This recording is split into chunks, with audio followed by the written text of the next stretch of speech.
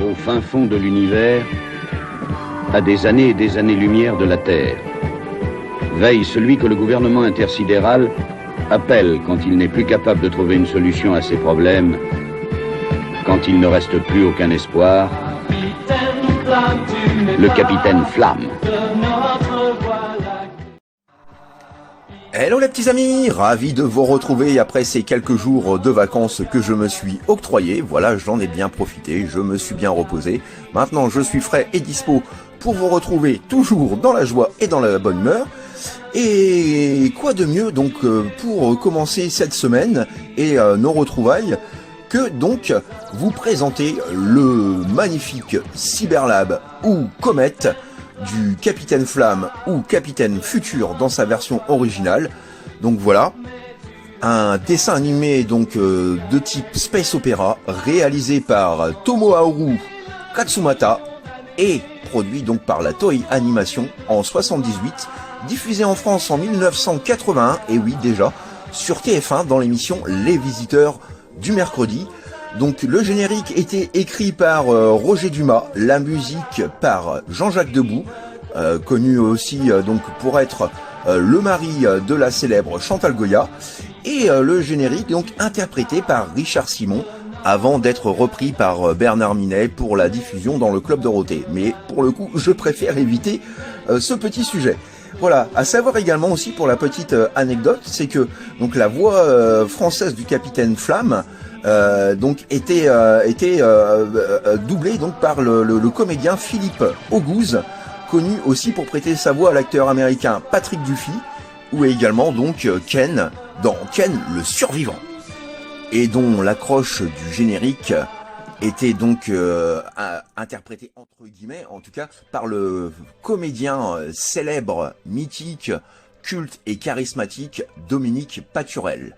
Voilà, donc que dire de plus que ce dessin animé donc de type space opéra est adapté à la base d'un roman illustré, donc Le Capitaine Futur, écrit par le célèbre auteur de SF Edmond Hamilton dans les années 40.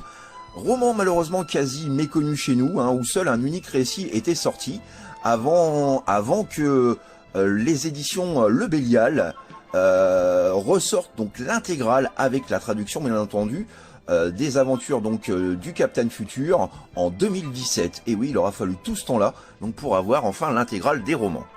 Alors pour le speech et pour faire rapidos, donc on y retrouve les aventures intersidérales du Capitaine Flamme, de son vrai nom Curtis Newton, aidé du scientifique le professeur Simon, donc un petit robot volant avec des petites antennes dans lequel donc le cerveau du professeur a été placé à sa mort. Ses deux amis d'enfance, Craig, un robot, et Mala, un humanoïde synthétique au pouvoir polymorphe. Joanne, une agent secret du gouvernement intersidéral, amoureuse du capitaine, et qui finiront donc par sortir ensemble entre guillemets. Nous avons également donc Ken, qui est un jeune orphelin téméraire qui vient parfois les aider. Et puis donc les deux animaux de compagnie de Craig et de Mala, à savoir Limaï et Frégolo. Voilà, le tout commandé par Ezla Garni, le colonel des forces de la police des planètes, qui confie les missions au capitaine et à son équipe, et qui se joint parfois à eux. Voilà, donc après ce petit topo et aparté, il est temps à présent donc de découvrir ce fameux et mythique jouet Cyberlab, donc la version Poppy, puisqu'il existe également dans une autre version tout plastique. Moi je vous propose la version la plus prisée des collectionneurs, donc en plastique et toujours métal, époque oblige. Voilà, donc sans perdre de temps, je prends tout de suite la parole. Mini-moi et mini-moi, quant à eux, vous feront leur petit traditionnel coucou en fin de revue. Allez, à tout de suite les petits amis. Ouais, bonne revue les mecs. Passez un excellent moment en 1981. Et bonne découverte avec ce splendide Cyberlab. Allez, à tout à l'heure. Tchuss.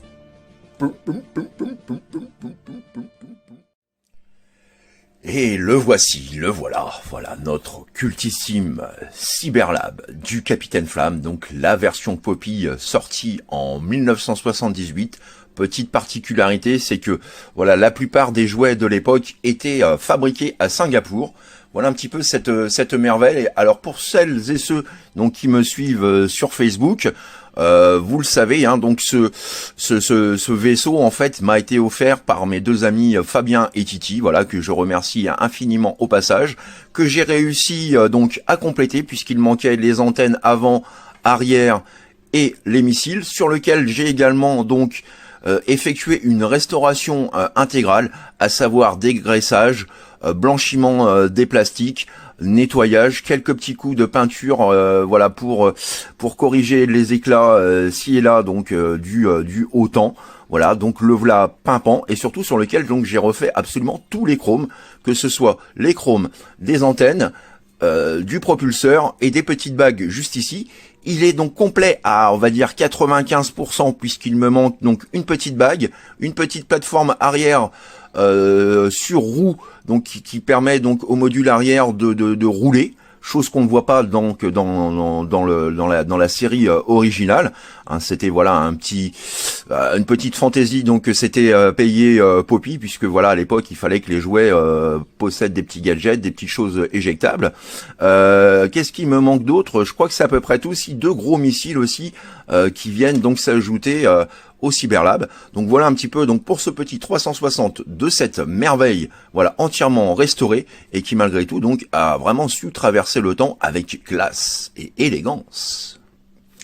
Et attardons-nous donc d'un peu plus près sur les magnifiques détails qui viennent habiller à merveille ce vaisseau. Alors ce vaisseau, donc cette version en tout cas, est très très fidèle à l'original, surtout qu'il n'y a plus, comme je vous disais, donc la plateforme arrière avec les roues. Seule petite chose, c'est que nous avons également des roues à l'avant. Le Cyberlab n'en possède pas, mais mis à part ça, donc la ressemblance est quand même très très forte. Voilà, donc à l'avant nous avons le cockpit principal avec la petite bulle juste ici, translucide, hein, qui permettait donc à notre équipage de voir un petit peu ce qui se passait à l'extérieur, dans différentes galaxies et dans l'espace. Voilà, nous ouvrons donc ce petit compartiment là où nous avons donc représenté à l'intérieur de cette plaque jaune translucide tout ce qui est ordinateur de bord et autres pour simuler donc pour simuler tout simplement le cockpit, le tableau de bord. Nous avons donc le petit moteur à l'intérieur que l'on peut retirer et que j'ai également entièrement rechromé. Voilà, petite chose qui est assez difficile à trouver en général donc avec ce vaisseau. Voilà donc pour la partie principale, à savoir donc que les radars avant, hein, nous pouvons donc voilà les bouger légèrement et faire une rotation. Voilà, je vais y arriver. Nous avons donc les stickers Futur pour Capitaine Futur et Comet, puisque voilà c'est le nom original du Cyberlab. Que dire de plus? Nous avons donc des roues juste ici en caoutchouc. Tout l'avant et ces pièces-là sont en métal lourd, robuste et solide. Juste ici donc les petits lasers voilà que l'on voit aussi dans le dessin animé. Plusieurs petites vitres translucides, hein, puisqu'il s'agit d'un vaisseau, donc il y a plusieurs compartiments. Le vaisseau étant très grand, donc les personnages pouvaient donc à leur gré se promener dans l'intégralité donc de de ce vaisseau spatial. Que dire d'autre? Les finitions sont très soignées, hein, des petites pièces translucides juste ici, une peinture un peu métallique mauve ou violette sur les côtés. Voilà, vraiment des choses vraiment très très sympas. Vue de dos. Voilà un petit peu ce que ça donne. Alors comme je vous disais, avec le réacteur arrière que j'ai entièrement rechromé. Vue de dessus. Et au niveau de l'undercarriage, hop là, j'ai un petit radar qui s'est fait la malle. Voilà, là encore, finition très soignée. On peut y voir, alors je vais essayer de faire une petite mise au point. Voilà, donc les inscriptions en japonais, juste ici. PB78, donc son matricule de l'époque, et donc fait à Singapour, comme je vous le disais. Voilà un petit peu pour cette magnifique pièce qui permettait à notre capitaine et ses amis donc de pouvoir aller défendre les opprimés des super vilains, puisque les vilains étaient super charismatiques, ils envoyaient du lourd, du pâté, et qui permettait également donc grâce à une oscillation des pales principales de pouvoir donc faire des sauts dans le temps afin donc de corriger des erreurs, de modifier des choses toujours en faveur des opprimés, puisque voilà, le capitaine Flamme donc était réputé aussi pour combattre le mal, non pas par le mal, mais surtout grâce à son intelligence. Voilà un petit peu pour ce magnifique vaisseau. Alors on a quelques petits gimmicks, comme je vous disais, qui ne sont pas normalement, qui n'existent pas dans le dessin animé. Donc à savoir, voilà, des petites pièces éjectables comme le module arrière qui peut se détacher. Voilà, et qui est normalement donc sur roue, qui permet d'en faire un petit véhicule roulant. Bon bah ça on le voit pas dans l'épisode, mais voilà, comme je vous disais, c'était la mode à l'époque, donc il fallait que Poppy aussi use de fantaisie pour ce vaisseau.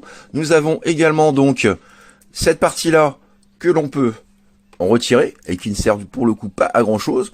Et nous avons donc cette partie-là principale que l'on peut là encore via le petit poussoir juste ici éjecter et donc faire un petit module, voilà, du cockpit.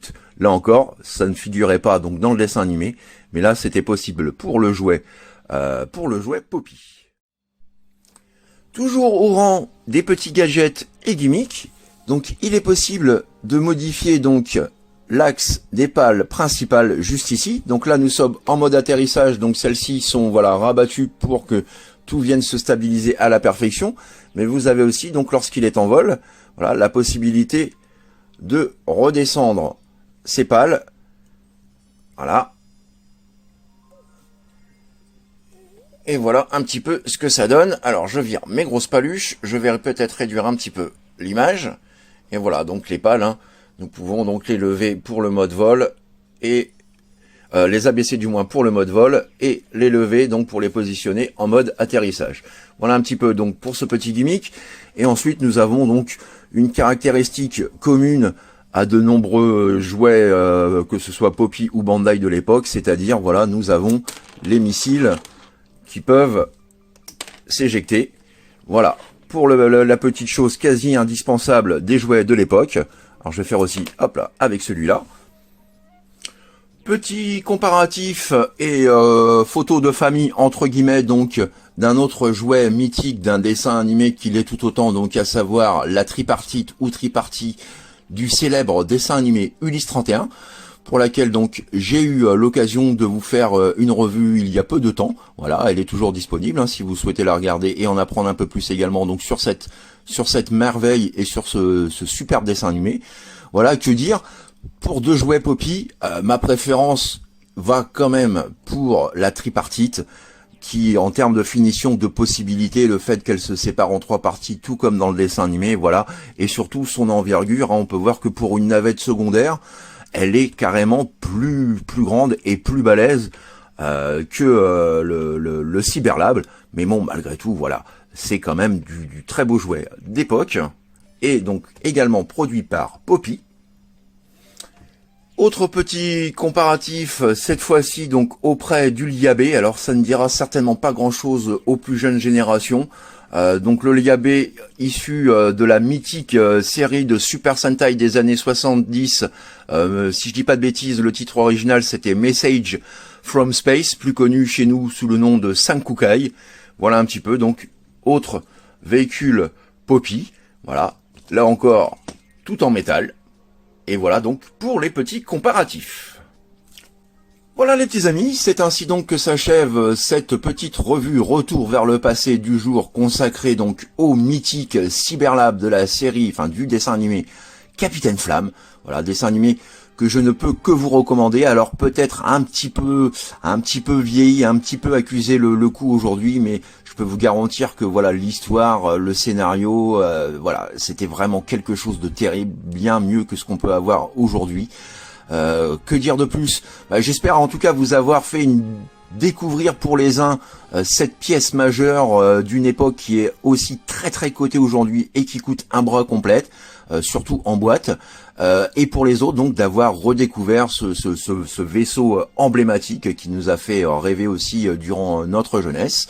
N'hésitez pas comme toujours à laisser vos petits commentaires, vos suggestions, vos avis, vos impressions, enfin bref, ce que vous avez pensé non seulement du vaisseau mais aussi donc de cette petite vidéo hommage. Merci d'avance pour vos petits pouces bleus qui me font toujours bien plaisir, vous le savez, et qui sont aussi importants pour moi, preuve que vous avez apprécié mon travail ou en tout cas, voilà, regarder et apprécier le contenu, même si vous ne m'aimez pas forcément ou ne supportez pas ma voix. Enfin bref, c'est une autre histoire. Que dire d'autre? Bienvenue aux nouveaux abonnés venus rejoindre ma petite famille de fans de robots et jouets transformables, donc des années 70-80 à nos jours. Voilà. Merci et bisous également donc aux plus anciens, toujours là, fidèles au poste pour m'encourager, me soutenir. Voilà, je vous le dis vite fait, je referai peut-être une petite vidéo à ce sujet-là.